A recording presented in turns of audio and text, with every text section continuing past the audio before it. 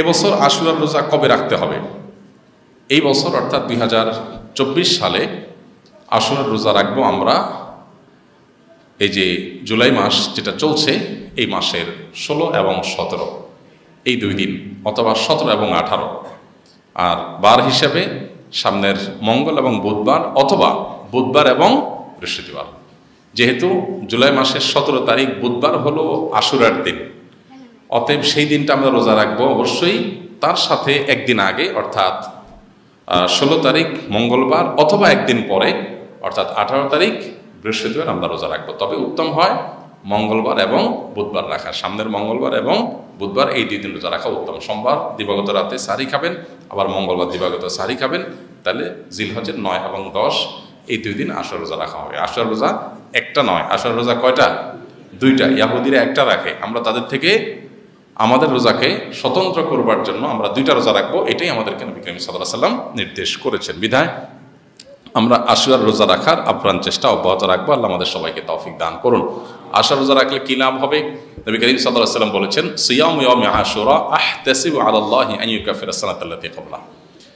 আশুরার রোজা যদি কেউ রাখে তো আল্লাহর প্রতি আমার ধারণা হলো যে আল্লাহ তাআলা তাকে 1 বছর পূর্বের গুনাহ মাফ করে দিবেন।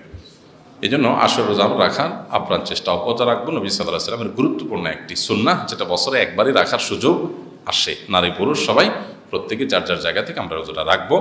মেয়েরা মাসিকের কারণে রাখতে না পারলে, তাদের যদি প্রতিজ্ঞা থাকে তারা সুস্থ থাকলে রাখতেন, এরকম যদি হয় তাহলে সেক্ষেত্রে আল্লাহ তাআলা তাদেরকে এমনিতেই সওয়াব দিবেন। তবে এটার কাজার কোনো সিস্টেম নেই। মুহররম মাসের বিশেষ কোনো আমল আছে কিনা?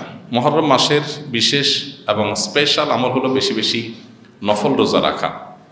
নবী করিম সাল্লাল্লাহু আলাইহি ওয়াসাল্লাম বলেছেন, আফদালুস সিয়ামি বা'দা রমাদান শাহরুল্লাহিল মুহররম। রমাদানের পরে আল্লাহর কাছে সবচেয়ে উত্তম রোজা হলো আল্লাহর মাস মুহররম মাসে নফল রোজা রাখা।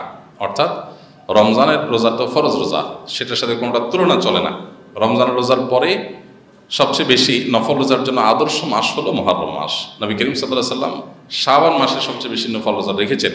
অনেক উলামা ইকরাম বলেছেন মুহররমের ফজিলত তিনি বলেছেন, কিন্তু আমল করার তৌফিক পান নাই, তার আগে দুনিয়া থেকে চলে গেছেন। যাই হোক, তো মুহররম মাসে বেশি বেশি নফল রোজা রাখার ব্যাপারে গুরুত্ব আরোপ করা হয়েছে, উৎসাহ দেওয়া হয়েছে। এই জন্য এই মাসের স্পেশাল নাম হলো নারী পুরুষ সবাই যার যার জায়গা থেকে মুহররম মাস উপলক্ষে আমরা যার যার সাধ্য অনুযায়ী 2, 4, 10টা রোজা রাখার চেষ্টা করব।